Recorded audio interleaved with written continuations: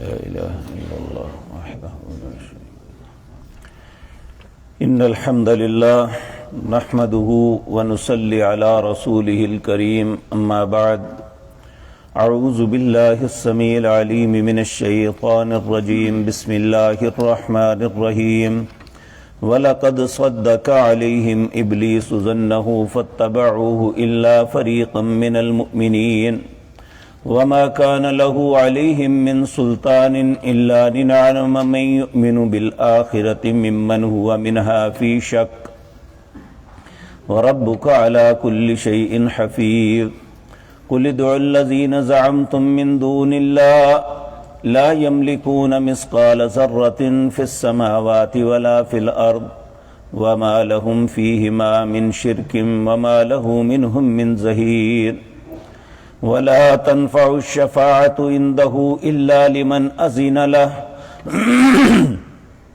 حتى إذا فزع عن قلوبهم قالوا ماذا قال ربكم قالوا الحق وهو العلي الكبير قل من يرزقكم من السماوات والأرض قل الله وإنا أو إياكم لعلى هدى أو في ضلال مبين قل لا تسألون عما أجرمنا ولا نسأل عما تعملون قل يجمع بيننا ربنا ثم يفتح بيننا بالحق وهو الفتاح العليم.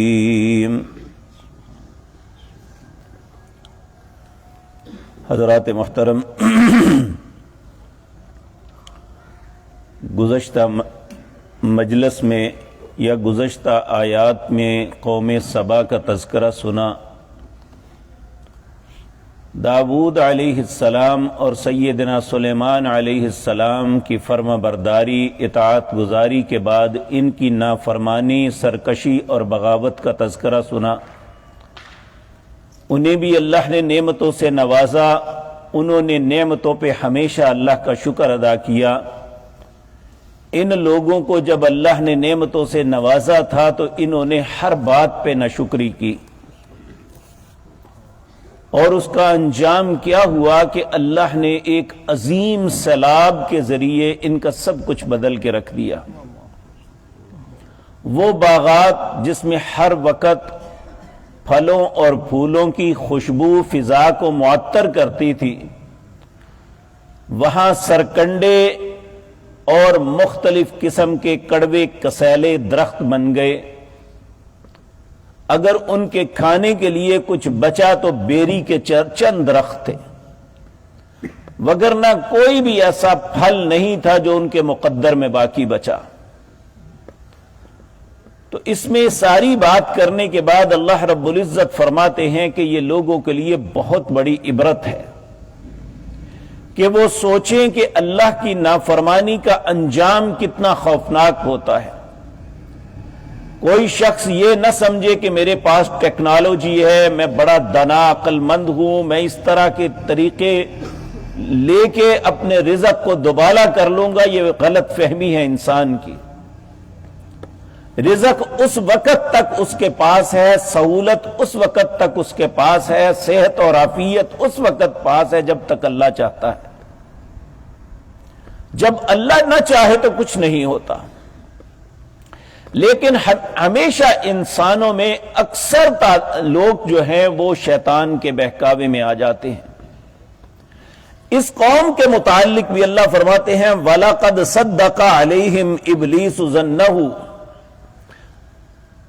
کہ ابلیس کی بات ان پہ صادق آ گئی، سچ ہو گئی کہ اس نے اللہ رب العزت سے آدم علیہ السلام کے معاملے میں جب اسے اللہ نے اپنے دربار سے نکال دیا تو اس نے کہا انظرنی الی یوم یبعثون، اللہ قیامت تک مہلت دے، اور جن کی وجہ سے تو اللہ مجھے اپنے دربار سے نکالا ہے ان میں سے اکثر کو گمراہ کر دوں گا.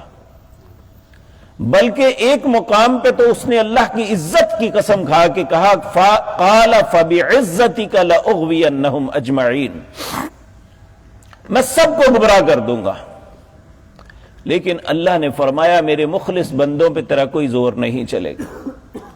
اور یہاں بھی اللہ فرما رہے ہیں کہ اللہ نے جب انہیں نعمتوں سے نوازا تو ابلیس کا یہ بات ان پہ صادق آ گئی کہ اکثر لوگ جو ہے اس کے بہکاوے میں آ گئے، الا فریق من المؤمنین، مگر مومنوں کا ایک فریق، ایک جماعت چھوٹی سی تھی جو اس کے بہکاوے میں نہ آئی۔ اور اللہ فرماتے ہیں وما کان لہ علیہم من سلطان، جو اس کے بہکاوے میں آتے ہیں تو وہ زبردستی نہیں کر سکتا، اس کا کوئی زور نہیں ہوتا، صرف وسوسہ ڈالتا ہے۔ ایک مفسر نے بڑا خوبصورت بات لکھی ہے اور حقیقت بھی یہی ہے کہ شیطان کے 3 طریقے ہیں بہکانے کے۔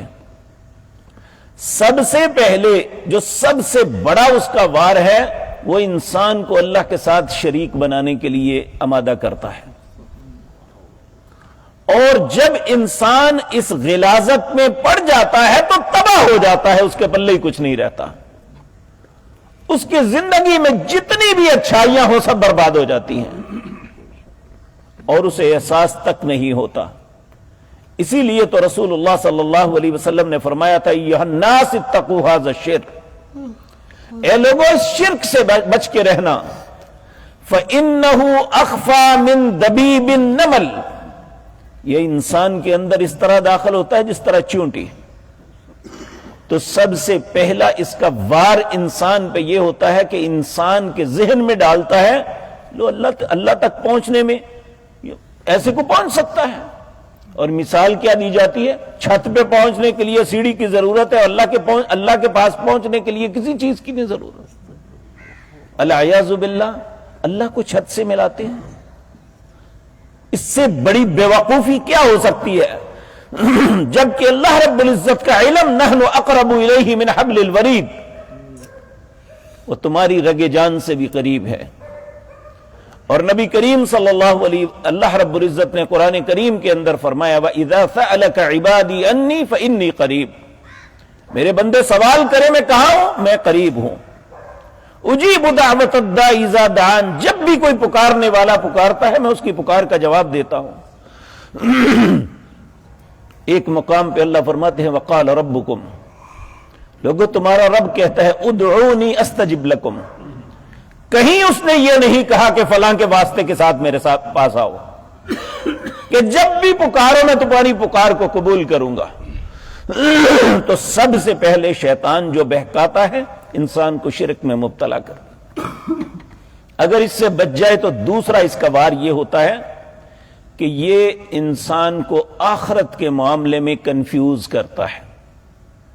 مر گئے، مٹی ہو گئے، پھر کس نے اٹھنا ہے، یہ سوال و جواب کہاں ہونا ہے، آج تک کس نے آگے بتایا ہے کہ ہمارے ساتھ یہ معاملہ ہوا۔ جب انسان آخرت کے معاملے میں متزلزل ہو جائے پھر اسے برائی سے کوئی نہیں روک سکتا۔ انسان کو برائی سے صرف یہ بات روکتی ہے کہ اس نے ایک دن جا کے اللہ کے حضور نے جواب دینا ہے، اور اگر یہ بھی نہ کر سکے تو پھر اسے فحاشی، برائی، بے حیائی کے کاموں کو مزین کر کے پیش کرتا ہے۔ ہم بے حیائی، برائی کو سب سے برا سمجھتے ہیں، یہ تیسرے سٹیپ پہ ہے۔ سب سے بڑا جرم اللہ کے ساتھ شرک ہے، اس کے بعد سب سے بڑا جرم آخرت کو فراموش کرنا ہے۔ تو اللہ رب العزت ہم سب کو شیطان کے شر سے محفوظ رکھے۔ تو اللہ رب العزت نے قرآن کریم میں ہمیں بڑے پیار سے سمجھایا وَإِمَّا يَنزَغَنَّكَ مِنَ الشَّيْطَانِ نَزْغٌ فَاسْتَعِذْ بِاللَّهِ، جب بھی شیطان کسی معاملے میں تمہیں گدگداتا ہے، وسوسہ ڈالتا ہے، ذہن میں خیال ڈالتا ہے، فوراً اللہ سے پناہ طلب کرو۔ اور اہل ایمان کا وتیرہ یہ ہے کہ اسے اگر گمراہ کسی وقت کر بھی دے تو اس کا ضمیر فوراً اسے ملامت کرتا ہے، یہ اللہ سے توبہ کرتا ہے۔ ہمیں اپنی ذات کا جائزہ لینا چاہیے، اگر برائی کرنے کے بعد ہمیں احساس نہیں ہوتا، ہم اللہ سے معافی نہیں مانگتے، ہمارے دل میں کپکپی طاری نہیں ہوتی، تو یقین جانیے ہمارے پاس ایمان کی نعمت نہیں ہے۔ اگر ہمارا ضمیر ہمیں ملامت کرتا ہے، ہم فوراً اللہ کی طرف رجوع کر کے توبہ کرتے ہیں، تو ہمارے پاس یہ نعمت موجود ہے۔ اللہ ہمیں ایمان کی نعمت سے نوازے۔ تو اللہ رب العزت فرماتے ہیں وما کان لہ علیہم من سلطان، اس کا کسی پہ زور نہیں ہے، الا لنعلم من یؤمن بالآخرۃ ممن هو منها فی شک۔ یہ جو تھوڑا سا اختیار دیا ہے نا وسوسہ ڈالنے کا، یہ صرف انسان کے امتحان کے لیے ہے کہ تاکہ میں جان لوں کون آخرت پہ ایمان رکھتا ہے اور کون آخرت کے معاملے میں شک میں مبتلا ہے۔ بعض لوگ بڑی بے باکی سے کہہ دیتے ہیں لو جی اگر ایسی بات تھی تو شیطان کو ہمارے اوپر لگایا کیوں؟ ہمارے امتحان کے لیے۔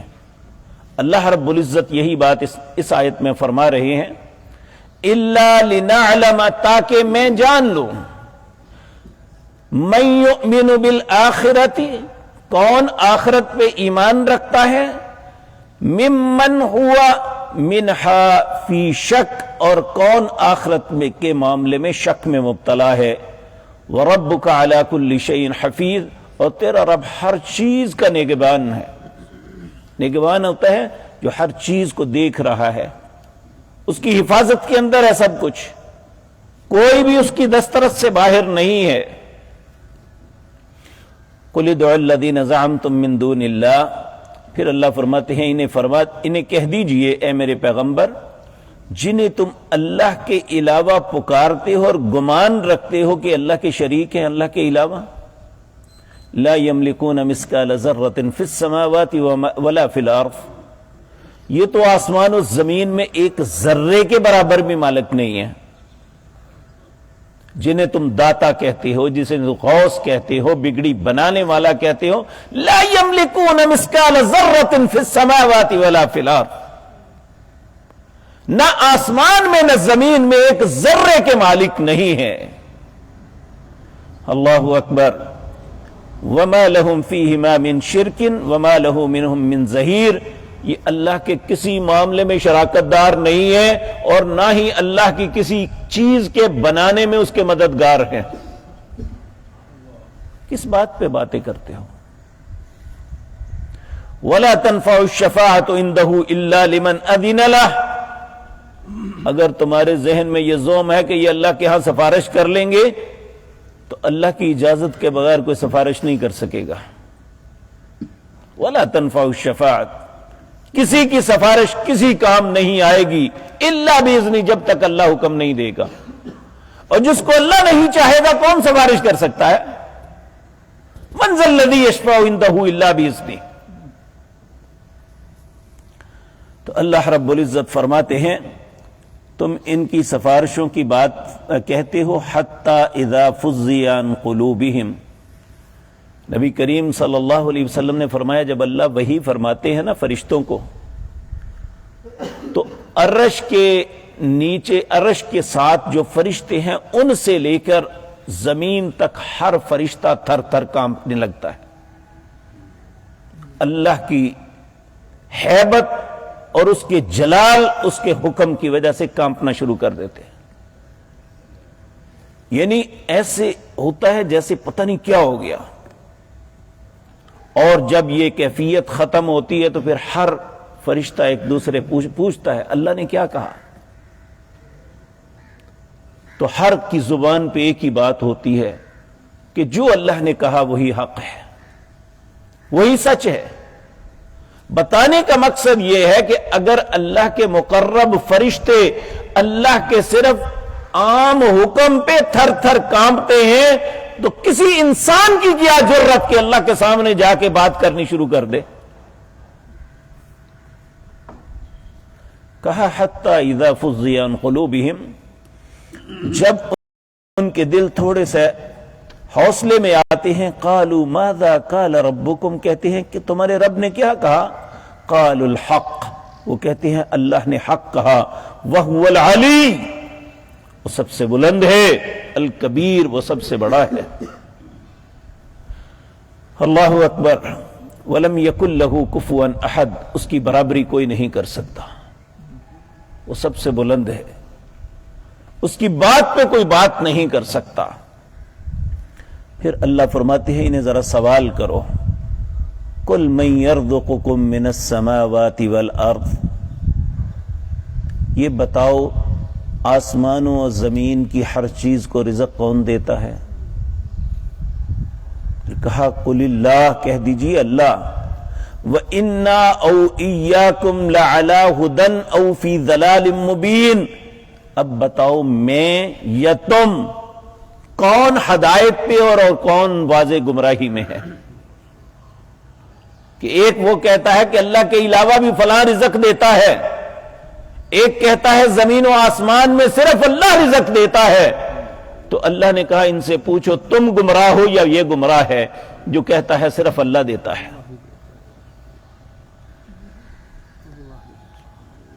پھر فرمایا قُل لَا تُسْأَلُونَ عَمَّا أَجْرَمْنَا وَلَا نُسْأَلُ عَمَّا تَعْمَلُونَ۔ انہیں کہہ دیجئے جو ہم سے غلطیاں ہوتی ہیں وہ تم سے سوال نہیں ہوگا، اور جو تم کر رہے ہو اس کا سوال ہم سے نہیں ہوگا، بلکہ ہوگا کیا؟ قل کہہ دیجئے یجمع بیننا ربنا ثم یفتح بیننا بالحق،